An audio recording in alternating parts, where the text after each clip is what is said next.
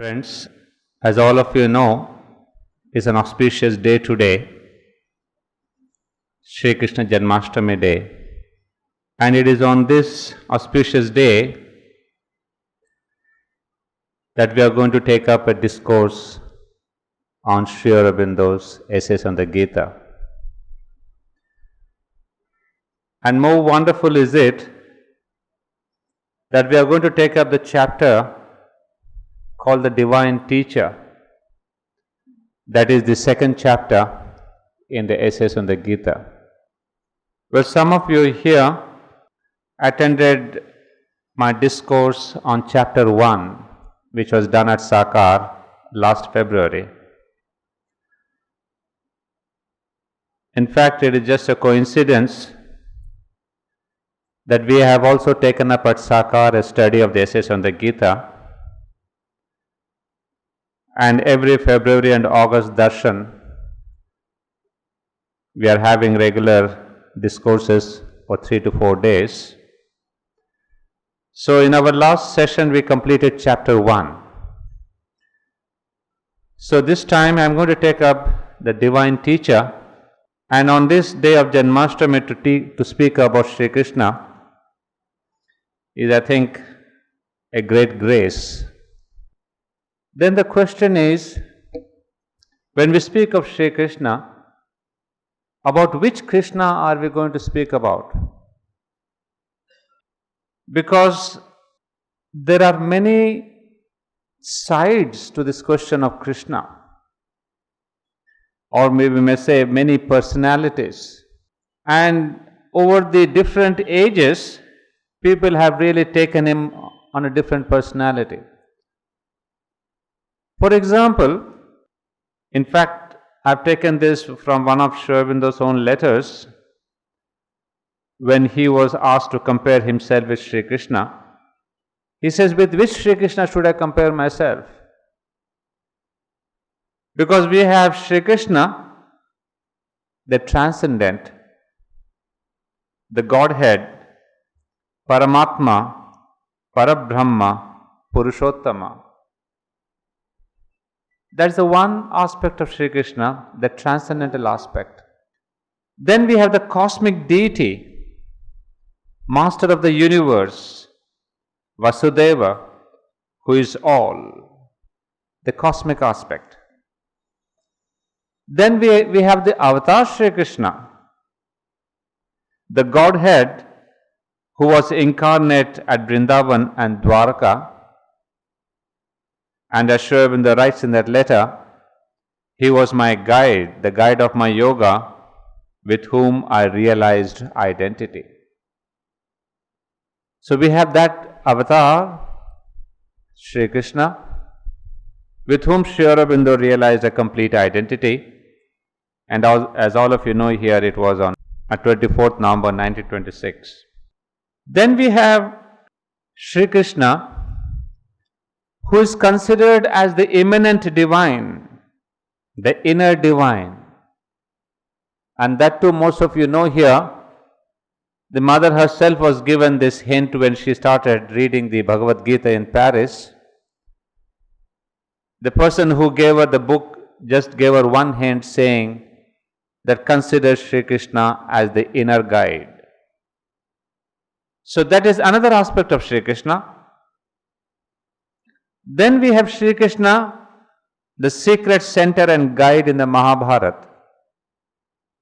The one person who is behind all the events and incidents of the Mahabharata, sometimes guiding people, other times helping people, and at all times moving this whole motion of Mahabharata to his own idea, to his own work, to his own ideal for which he was born at that time. And what was that ideal? That is the last part, what we normally say, the historical Sri Krishna. The historical Sri Krishna, who was a leader, a great warrior, and best of all, a wonderful statesman. So you see, we have so many levels of Sri Krishna when we speak about the great Lord. So each one of us enjoys perhaps a bit of the avatar, a bit of the leader, a bit of the guide, a bit of the statesman. And those who have really taken to a spiritual path, they can realize him as the inner guide. Then as Sri Aurobindo himself saw, the cosmic deity. And then of course, as Sri Krishna himself says, I am Purushottama. So it all depends upon our own consciousness, at what level we are in order to appreciate Sri Krishna. You see, one thing, emotionally we may have a kind of contact with him, but on what level do we realize him? And we have stories galore wherein we hear how Sri Krishna appears to people, how in fact there was a letter I was reading from Sri Aurobindo where he says, because somebody asked him, how is it that some people can hear Sri Krishna's call and others don't, the great call of Sri Krishna's flute. So Sri Aurobindo would say, in fact, it is he who chooses, the one who can hear his call. So it's not a question of your incapacity. The Lord himself chooses to whom he can make hear his great call. So there is this kind of inner bidding, whereas it is said, it's a choice of the Lord and it is left to him to whom he reveals himself. So we have so many sides to this enigmatic figure Sri Krishna. In fact, he has become so very enigmatic and mystical that some people have begun to consider him only as a symbol, as a metaphor. So Sri Aurobindo would say, there have been so many sides to Sri Krishna, we have to now decipher which one are we going to appreciate and take up in this essay on the Gita or in the Gita, Bhagavad Gita itself. Before I take up this aspect and go deeper into this chapter, the divine teacher, I think it is important to get a bit of the background of the Gita itself. You see, the most peculiar thing about the Bhagavad Gita, when Sri Aurobindo discusses about it, we see there are 2 points about the Gita which are pretty unique to it. We have so many scriptures in the world and we know them. Some of us have read them, some of us have followed them, perhaps some of us have only heard about them, a bit of their contents. But all the scriptures, they have a central truth, no doubt about it. But the beauty is they all express one single truth. And Sri Aurobindo would say that there is one eternal truth, a single truth, which is expressing itself in all scriptures, but in varied ways or varied purposes and at different times. But then the important thing is that no single scripture can really catch this whole truth and the complete truth. He would say here, I quote him from the Essays on the Gita, page 2, first of all, there is undoubtedly a truth, one and eternal, which we are seeking, from which all other truth derives, by the light of which all other truth finds its place, explanation, relation to the scheme of knowledge. But precisely for that reason, it cannot be shut up in a single trenchant formula. It is not likely to be found in its entirety or in all its bearings in any single philosophy or scripture, or uttered altogether and forever by any one teacher, thinker, prophet or avatar. You see, right in the beginning, Sri Aurobindo is so wide in his approach. So it is not that he is a Hindu philosopher or supporting the Vedas or supporting the Upanishads. So right before he enters into the appreciation of the Bhagavad Gita, he would tell us that no scripture can really shut up in a single trenchant formula the whole truth. Not only that, he says no one teacher or thinker or prophet or avatar can capture the whole truth. So it is in this line what we have to see. Some of you perhaps heard me the other day when I gave a talk on renunciation. So Sri Aurobindo's view is always this, that there is always the truth beyond. The truth for the moment is what is there for the present manifestation. But truth always exceeds all scriptures. And in fact, all scriptures put together also cannot capture the truth in its totality. So this being his wide understanding, Sri Aurobindo would say that there is again a second aspect of a scripture. One is that no scripture can shut up or capture the whole truth. Secondly, what is interesting and relevant for the Gita is that every scripture has got two aspects. As Sri Aurobindo calls two elements, one temporary, perishable, and the other eternal and imperishable. So this is something that most people do not understand. That is where our fanaticism of religion comes in. Because we feel that whatever our scripture has said is the whole truth, and it is the eternal truth, and it should not be interpreted, it should not be touched or changed. But on the contrary, most of the scriptures have this double aspect. The temporary, the perishable, belonging to the ideas of the period and country in which it was produced. Obviously, any scripture, if it has to be relevant, it has to reflect the times, it has to reflect the culture, it has to reflect the traditions. You see, take Quran, the circumstances in which it was born, it has to take into consideration the historical circumstances, the geographical circumstances, the psychological circumstances. Take, for instance, the Bhagavad Gita. Again, the whole thing is there, how Sri Krishna gives us the essence of the Gita. In fact, when we study the historical truth about Sri Krishna, we will come to know that Sri Krishna was already a founder and leader of a religion called Bhagavata religion.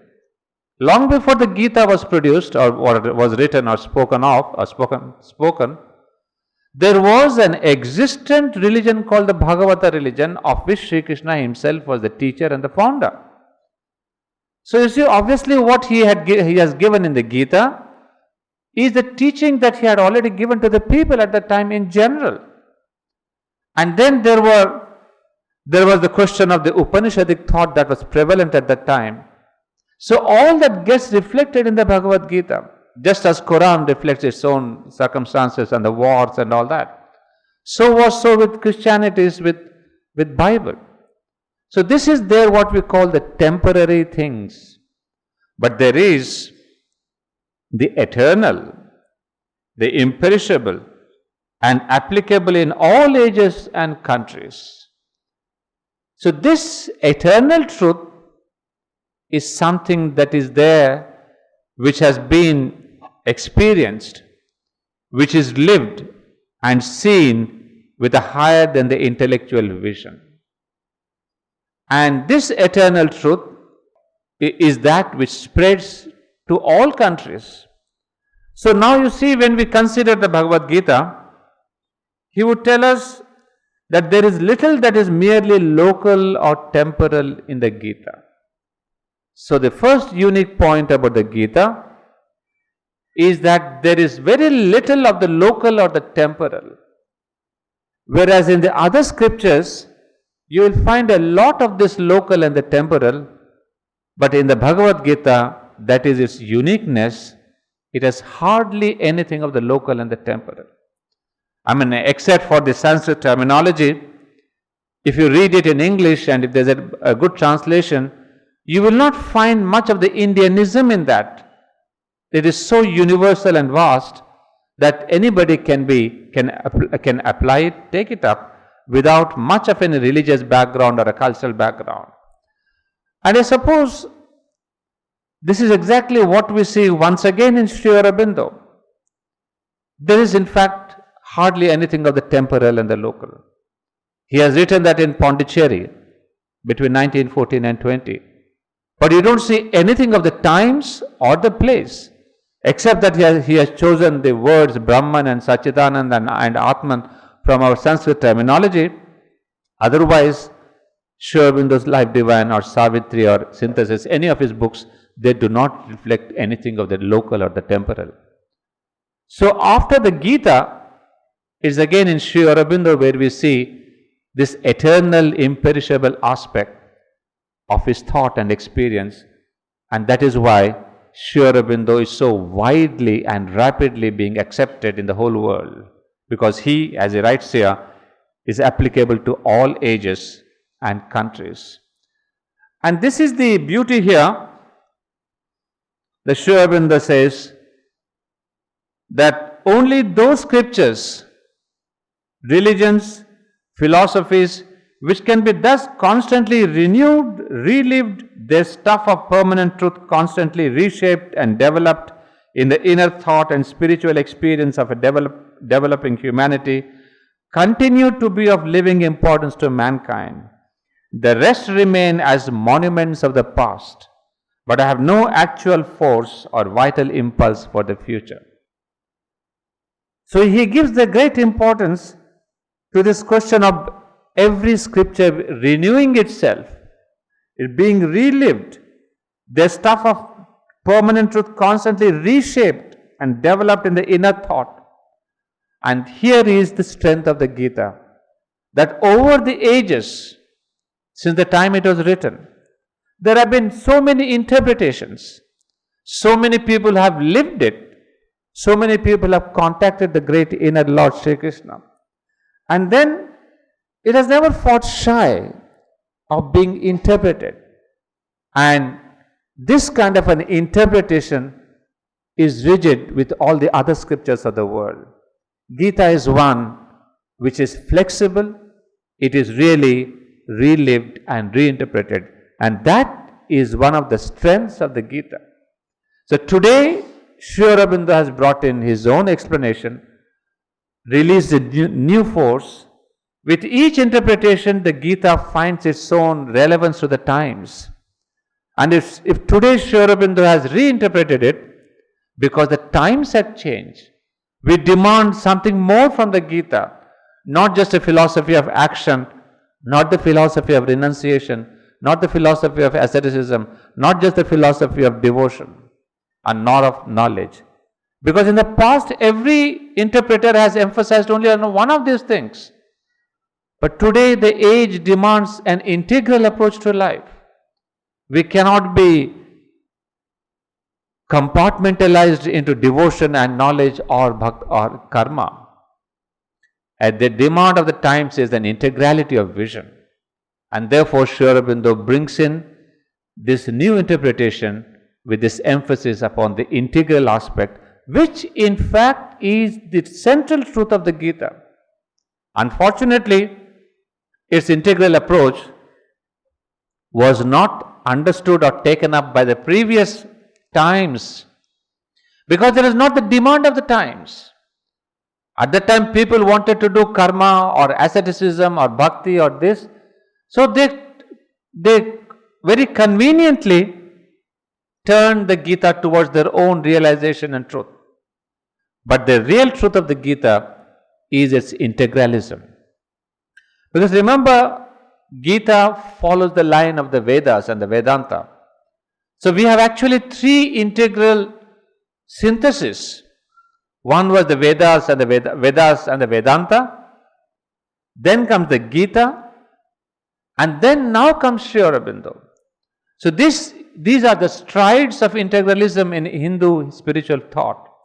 Whereas all other interpretations and all other philosophies have taken one aspect of human growth, which of course was necessary for those times.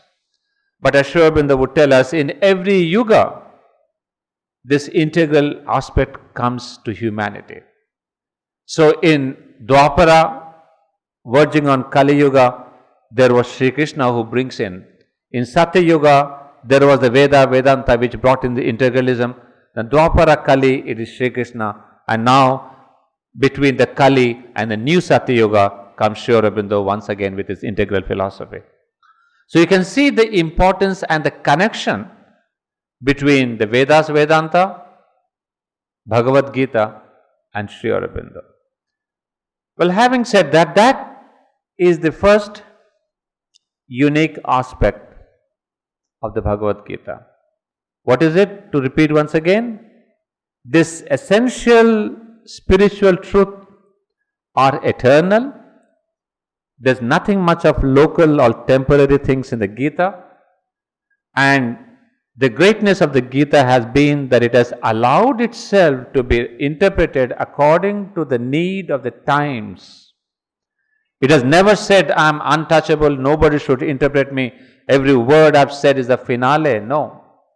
Words are unchanged, but the interpretation, it is a wonderful book in the sense that it has always reflected the times. Whatever the need or the demand of the times, Gita said, I will release that force. So today, if integralism is the demand of the times, Gita says, I will release that force. So that is the marvelous thing about the scripture, that it reflects the need of the times and gives the necessary strength to push humanity further. So it is not just literally when Sri Krishna says, I come from age to age, yuge, yuge. It is not just his coming. It is yuge, yuge, his force is there continuously, all the time pushing humanity forward. And in this yuga, the Kali Yuga transiting into this new Satya Yuga that Sri Aurobindo speaks of, this force, this consciousness has once again liberated itself but renewed its form in the form of Sri Aurobindo. We should understand that.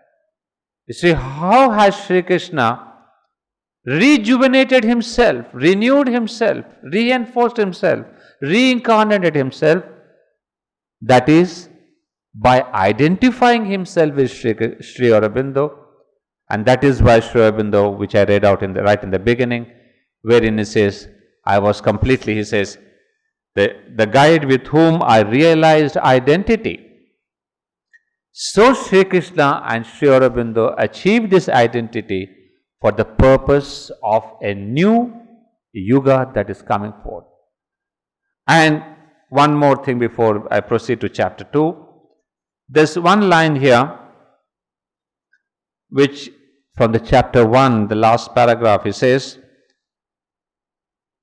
but just as the past syntheses have taken those which preceded them for their starting point, so also must that of the future, to be on firm ground, proceed from what the great bodies of realized spiritual thought and experience in the past have given. Among them, the Gita takes a most important place. So this is the tradition that we have had in India, that always one scripture has stood upon the previous scripture. That means the Gita has stood upon the Upanishads, the Upanishads upon the Vedas, and upon the Gita there have been other people, other schools of thought. But now comes Sri Aurobindo with his integral philosophy. So he too says, my starting point is the Gita. So you see the connection? He says it is the law almost, that just as the past syntheses have taken those which preceded them for their starting points, so also must that of the future. So now the relevance and the importance of the Bhagavad Gita for Sri Aurobindo is exactly this, that it is the starting point of his own yoga, remember, of his own philosophy.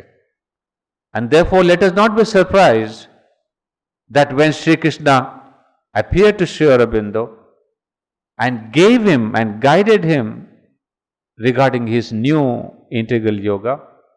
Obviously, he was pushing Sri Aurobindo onto the new path, and when Sri Aurobindo was ready in his own tapasya, that at the behest of the mother, as most of you would know, around the 24th of November, Sri Krishna was hovering in the atmosphere around Sri Aurobindo and the mother.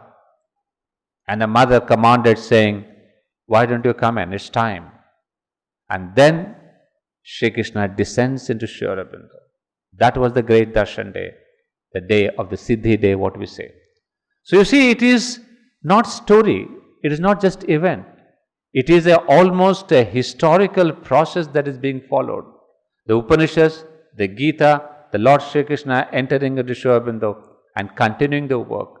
And that's why Sri Aurobindo was not hesitant to say, Sri Krishna's work is being continued in the ashram.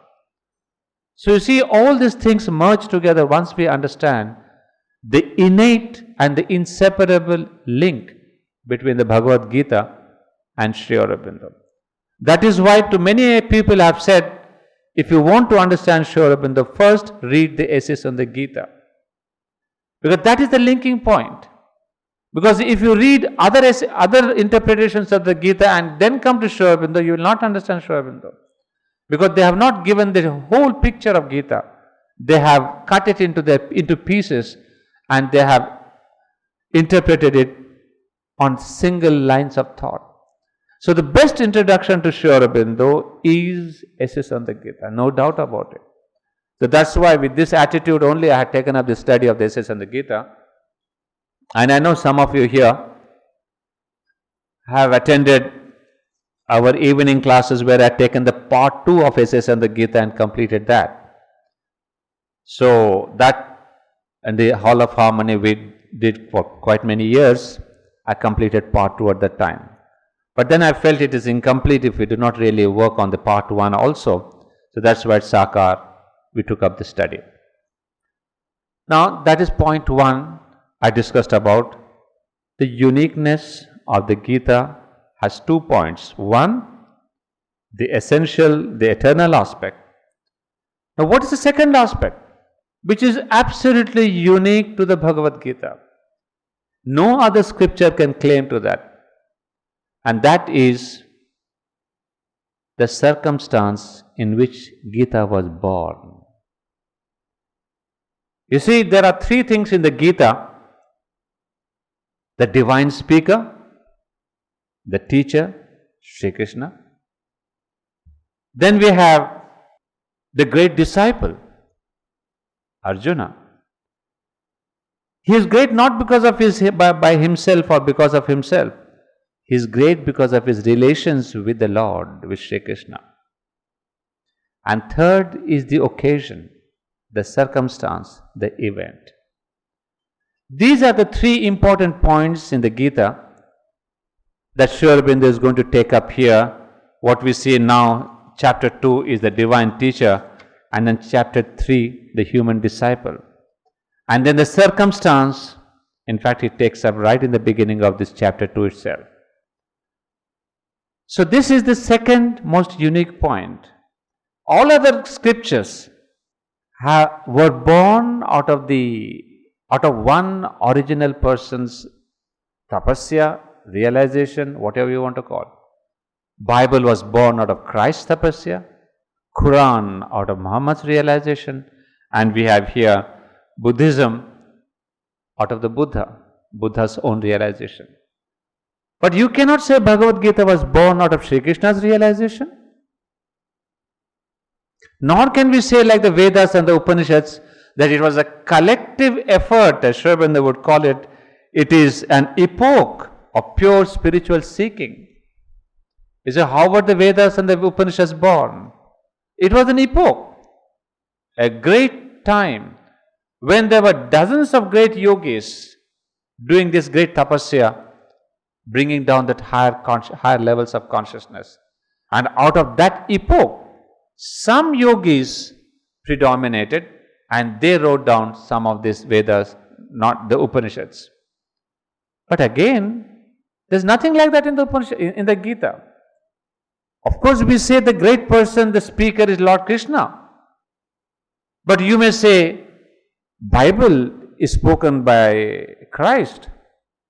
So that gets, equal. You may say the great Buddhism, the Tripitakas, the scriptures of the Buddha or Buddhism were spoken by the Buddha. So you can say Bhagavad Gita was spoken by Sri Krishna. So they are all equal. So what Sri Aurobindo tells us is that even this point of Sri Krishna being the main speaker of Bhagavad Gita is not as important as the circumstance. Right in the beginning, he says the uniqueness of the Gita, apart from its eternal truth, the uniqueness is the event. What we have in Savitri, across the path of the great event. Even Savitri is that event. The whole thing gets hooked to the event of this is the day Satyavan must die. You see, Savitri is not a philosophy saying once upon a time and this was that and there was a great Savitri and Satyavan symbolizing this and that. No. It's exactly like the Gita. It starts with the event of death. This was the day when Satyavan must die. And on a single line, the whole of Savitri is developed. The whole symbolism, the greatness, the experience, the inner, the outer, the heights, the depths, everything hinges on that single line. This was the day when Satyavan must die. So across the path of the divine event, that's right in the beginning of Savitri, Sri Aurobindo says that he is going to describe that event from different levels. So if Savitri is an event, so too is Bhagavad Gita an event, a circumstance. So that is the uniqueness here. I'll read out the first line of this chapter 2, the Divine Teacher. He says, the peculiarity of the Gita among the great religious books of the world is that it does not stand apart as a work by itself, the fruit of the spiritual life of a creative personality like Christ, Muhammad, or Buddha, or of an epoch of pure spiritual searching like the Veda and the Upanishads. But it is given as an episode in an epic history of nations and their wars and men and their deeds, and arises out of a critical moment in the soul of one of its leading personages, face to face with the crowning action of his life, a work terrible, violent, and sanguinary, at the point when he must either recoil from it altogether or carry it through to its inexorable completion. I don't think we have read anything by anyone else wherein they lay so much emphasis upon this circumstance. In fact, to explain that further down the page, if you have the books, you can see. The teachings of the Gita must therefore be regarded not merely in the light of a general spiritual philosophy or ethical doctrine, but as a bearing upon a practical crisis in the application of ethics and spirituality to human life. So why is Gita important? Not just because it is because of its general spiritual philosophy. In fact, in chapter 1 he would say, the whole philosophy of the Gita is not important, because it can become a philosophic dogma. But what is important are these living experiences. He would call them that this is the ideas that are there. The philosophical system of the Gita is not important, but the principal ideas. And well, I'm not getting into those ideas because those of you who would like to see them elaborated, see Essays on the Gita, page 4, which we discussed in our last class, so I'm not going into those details. But the principal ideas are eternally valuable because they are enduring truths of spiritual experience. So these ideas are important. Secondly, the way they have been imparted. Sri Krishna does not say, I'm giving this to my disciples sitting in a cozy corner in the evening when all is silent. That is why Gita becomes much more relevant than any scripture that we have had in India, because we have exactly life problems. Others can be solutions in your meditations, for your bhakti, songs of Mirabai Bhakti, bhajan. But when you are working in life, you come face to face with problems. So, Gita is the solution to life problems, not your intellectual or devotional or all these problems. No.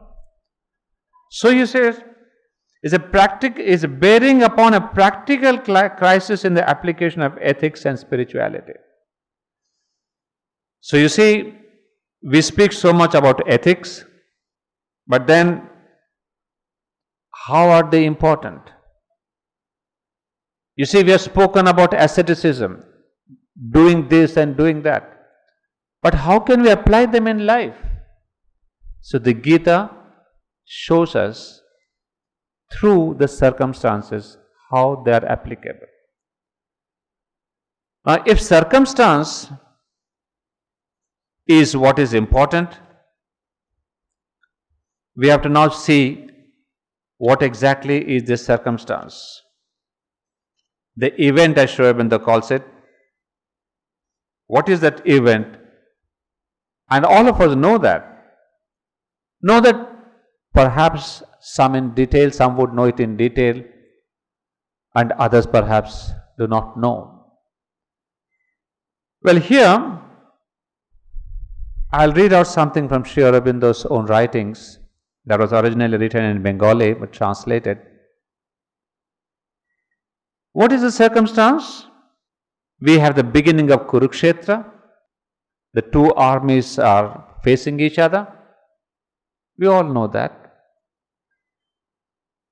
But then Duryodhan first gives a great speech. In fact, in his speech, he challenges Bhishma and Dronacharya. Challenges in the sense, he is a bit doubtful if Bhishma would fight for him. Although Bhishma is the commander-in-chief of the Kauravas, but Duryodhana knows that Bhishma in the heart of hearts is on the side of Pandavas. You see, it's a great psychological play that is taking place. So Duryodhana wants to be sure that Bhishma and Dronacharya, an Acharya like him, if he is not on his side, there is no possible victory. And at the same time, we know that the army of Duryodhana was 10 times bigger and stronger perhaps than that of this Pandavas. And yet the importance of Bhishma and Dronacharya was utmost, and that Duryodhana knows in his heart of hearts. So he calls upon Bhishma and Dronacharya to take up this challenge. He kind of, challenges them and says, come on, start the war. And Bhishma Pitamaha, we will discuss about him, his character when it comes to, when we, in the right time perhaps. He was a very singular person. One who believed, who knew what truth was, and that truth was with the Pandavas. And he also knew the avatarhood of Sri Krishna. And yet when it comes to the war, he stands against Pandavas. Why? Well, we will see later. However, the starting point is, we have this great speech by Duryodhana, and everybody is ready. And in order to assuage the doubts of Duryodhana, Bhishma Pitama, he blows upon his conch. Because in those times, blowing up on the conch was a signal that we are ready for the war. So at that time, when Duryodhana hears the conch being blown by Bhishma, he feels happy. He says, now my victory is sure, because now Bhishma is with me and Dronacharya is with me.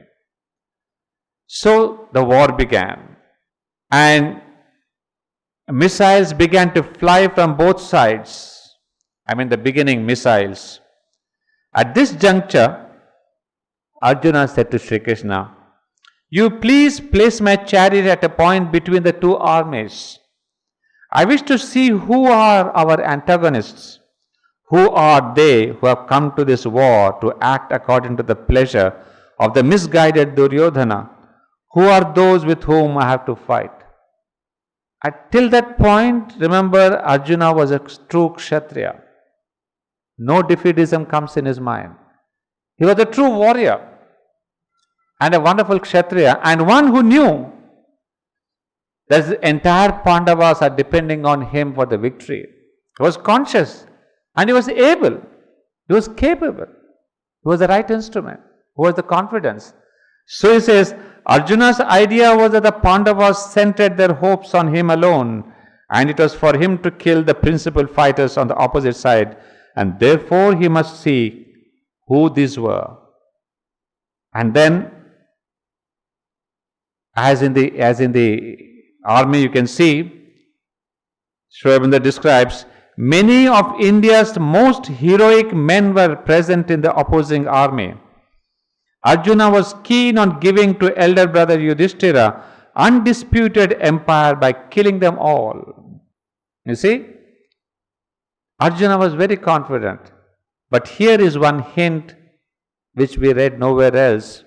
And Sri Aurobindo says, but Sri Krishna knew that Arjuna harbored a weakness in his mind. If this mind were not cleansed now, that weakness might suddenly come up from there and occupy the higher intelligence at any moment, and this would cause great harm to the Pandavas, perhaps even lead to their ruin. That the great psychologist, the great Lord knew, that now Arjuna is all heroic, but there is some weakness which, if it comes after starting the war, then the war is doomed.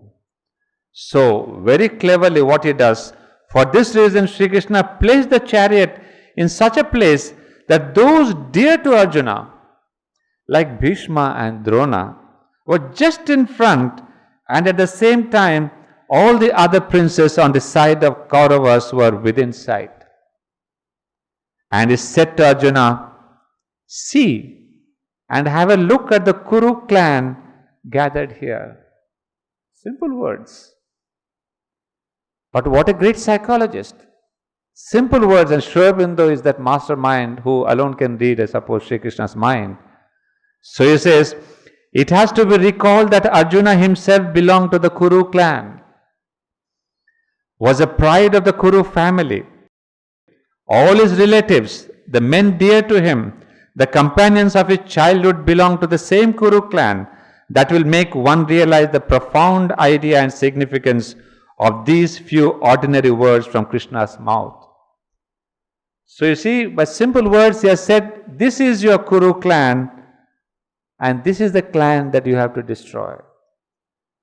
And imagine the whole clan is nothing but the great clan of Arjuna, his friends and his acharyas, everybody.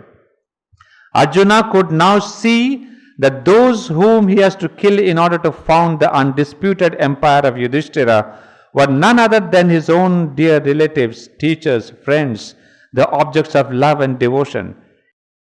He saw that the Kshatriya families of the whole of India were bound together by ties of affection, and yet had come to the terrible field of battle to kill one another. What was Sri Krishna's psychology? That is showing them face to face. And he is putting Arjuna purposely before Bhishma and Drona, so that that weakness comes forward.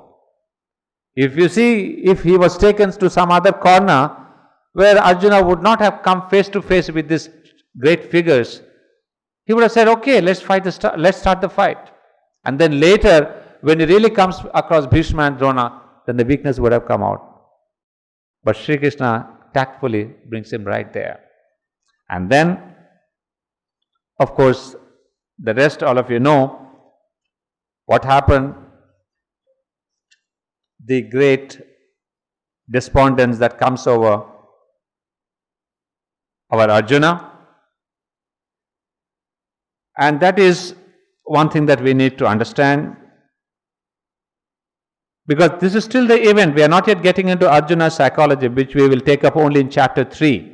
We'll go into great detail in the human disciple. I'm not coming to that. But here, still upon considering the event, Sri Aurobindo again writes, the time was the commencement of the war. Those who have not developed or put to test their heroic qualities or strength in a mighty flood of action can never be fit to receive the knowledge given in the Gita. Moreover, those who have embarked on a great and difficult endeavor, an endeavor which automatically gives rise to many obstacles and obstructions, many enmities, fears of many setbacks, when in the course of that great endeavor there is acquired a divine strength. To them, at that moment, in order to take the endeavor to its final conclusion for the successful carrying out of the divine's work, is this knowledge revealed. The Gita lays down in the yoga of works the foundations of the path to God. Now, this is something where Sri Aurobindo now explains. We have seen the war scenario and why Sri Krishna deliberately takes him to the center before Bhishma and Dronacharya. And then suddenly now Sri Aurobindo would give us the psychological interpretation. He's telling us that through this work, through the battle of life, that man has to achieve this knowledge. In fact, in one of the sentences he would say that there are two ways of salvation. One through knowledge and the other through ignorance. Through knowledge we know that so-called meditations and all that, you reach the Brahman or Satchitananda or whatever, and you identify yourself with the Satchitananda. That path all of us know. I mean, we have read about it, not know ourselves, but we know, we have read through in the books. But then there is salvation in ignorance also. How is it possible? And it is that salvation through ignorance which is being shown by the Gita. And what is that salvation?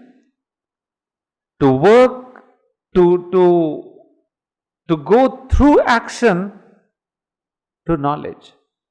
The first salvation is, it is a knowledge, it is the identification with the Brahman where all action stops, where all karma is coming to an end.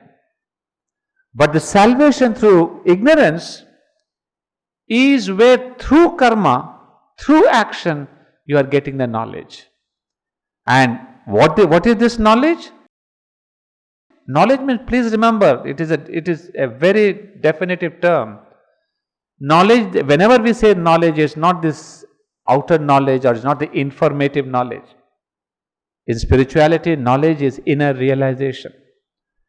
And so through action you get knowledge, the inner realization, and wherein you see the divine in everything.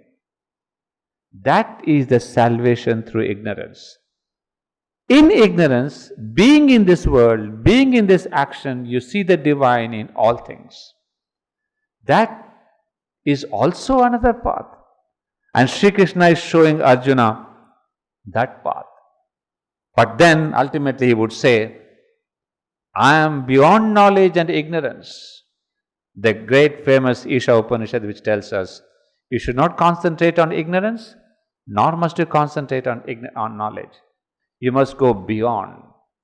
But for you and me, because that age of the Vedas is gone, as at least it has receded, not gone, wherein we had emphasized upon meditation and realization and identification with the Brahman. Today the times demand work. Times demand involvement in work. And so Sri Krishna becomes so very relevant that through this work you can gain knowledge. Through this work you can gain that realization to see the divine in everything. So here he would say, this is the message that he wants to give to the world, and therefore he chose a time and a circumstance which is the center of life. The center means the battle of life. And in fact, Sri Aurobindo says, it is the chariot of battle. You see, it's a metaphorical symbol to say that Sri Krishna sitting in the chariot, he is conducting the battle of life. And here, the chariot is nothing but the body itself. So the body being the charioteer is the inner Sri Krishna, and he is conducting our life. And the chariot is moving in the battlefield of Kurukshetra. So is our body moving in life, meeting different circumstances, meeting a Bhishma there, meeting a Drona here, meeting a Duryodhana there. And there are all kinds of people. And sometimes the army of Kauravas is stronger. So you see, this is the real situation, and not an armchair philosophy, and not a kind of a realization where we can have Buddhism very quietly, trying to demolish your ego, going away from your desires. You are in a monastery, no problems. Whereas even the Christ, love thy neighbor, and it's all good things of life, whereas where you are in the more or less in a quieter situation. But what will Gita, what will Buddhism, what will Quran, what will Bible tell you when you are really in the middle of the problems of life? Well, after the Gita once again, I think it's a synthesis which tells you what to do. But before Sri Aurobindo came, it was this. So the one question here, because there's one thing here, the question is, the ordinary yogin is afraid of life. He escapes from it and takes to yoga in the shelter and protection of an ashram. Life itself is the ashram for the karma yogin. The ordinary yogin desires an outward peace and silence. A disturbance of the peace impedes his inner ascesis. The karma yogin enjoys a vast peace and silence within. This state becomes deeper in the midst of external noise. Any external disturbance does not harm that inner ascesis. It remains undisturbed. I am reading out this passage only to reinforce why the Gita was given in the noise of the battlefield, in the tensions of the battlefield. Because a true karma yogin, he said, this state becomes deeper in the midst of external noise. A true karma yogin, that's why the mother would sometimes say, even in the crowd, in the bazaar, you should be able to go within. That is the true karma yoga. Not to go to the meditation room and in the attic of your house and say, I am meditating. That anybody can do. But when you are walking in the Nehru street, there you be with your inner self and call the mother and offer to her. That is the real battle of life. Not to escape from the battle of life, keep a quiet place, peaceful place, and then there put an agarbatti and do meditation. It's very easy. So he says, the karma yogin enjoys a vast peace and silence within. This state becomes deeper in the midst of external noise. Any external disturbance does not harm that inner ascesis. It remains undisturbed. People say, this I'm sure many people must have had this question, because I've been asked this question many a time. People say, how was the Sri Krishna Arjuna dialogue possible in the middle of armies going in for battle? A practical question. You see, you have got 700 verses that Sri Krishna and Arjuna have got. How could they have it in the middle of the battlefield? Both the armies are waiting, and Bhishma has already given his conch shell call. The answer is, it was possible through the power of yoga. Through that power of yoga, amidst the din of battle, at one particular spot, with Sri Krishna and Arjuna, peace reigned within and without. The noise of war could not affect these two. In this is implied another spiritual teaching applicable to works. Those who practice the Gita's yoga are the most capable workers and yet remain unattached to their work. Right in the midst of their work, they may hear the inner call of the self, desist from the work and plunge themselves in yoga and do the inner ascesis. They know that the work is God's, the fruit is His, we are instruments. Hence, they have no anxiety about the fruit of their work. They also know that the inner call comes for facilitating the yoga of works, for an improvement in the working, for the increase of knowledge and power. So, to come back to that question, through that, the answer is it is possible through the power of yoga. So, they were there, Krishna and Arjuna, in the middle of the battlefield, but through the power of yoga, there is an inner silence, and then it is not that the words were spoken, the message was transferred. It is not that when you read 700 verses, it may take you 7 hours or 6 hours or 5 hours, whatever the time. So it is not that Sri Krishna held the war for 5 hours saying, wait, I'm giving this adesh and this teaching to Arjuna, don't fight. It was that immediate transference between one consciousness and another. So it is not the question of time factor does not come in. But it is true, Sri Aurobindo would emphasize that this knowledge was given at that time. Because many people, in fact, we are going to take it in the next, after we come back from the break. Many people think that the Gita is an interpolation. That it did not actually happen in the Mahabharata. That the poet afterwards put the Gita into Mahabharata saying it will gain a bit of importance. He says no. It is a historical incident. Kurukshetra war is an historical incident. Mahabharata is a poem based on a historical incident. So what all is given in Mahabharata is not history, but it is based on some historical facts. And one of the historical facts is Kurukshetra itself. And the most central fact of this historical fact is the Gita itself. So Sri Aurobindo comes out clear and putting to silence all doubts and debates that is Gita an interpolation or original work of the Mahabharata. It is an original work because it follows the sequence. Otherwise, if the Gita is an interpolation, 50% of its importance is gone. Then it becomes a drawing room deliberation, a philosophy class. So when Sri Aurobindo is saying, out of the two important things about the Gita, it's eternal teaching and the circumstance. And if the circumstance were not true, then Gita would be relegated to a second-class scripture. So if it stands out in the world because of its uniqueness, it is because of the circumstance. Therefore, Gita is a true incident. But the way the message has been given is more spiritual than what we normally would think it to be, a vocal or an oral teaching. Well, we will take a break at this point. Then we will take up the second aspect, that is the divine teacher. So out of the three aspects, divine teacher, the relation between Arjuna and Sri Krishna, the third aspect, that of the circumstance, we will take up now the divine teacher. And there also I will start with the lowest one, with the normal one, with not the Krishna of the times, not Krishna the avatar who comes later in the Bhagavad Gita.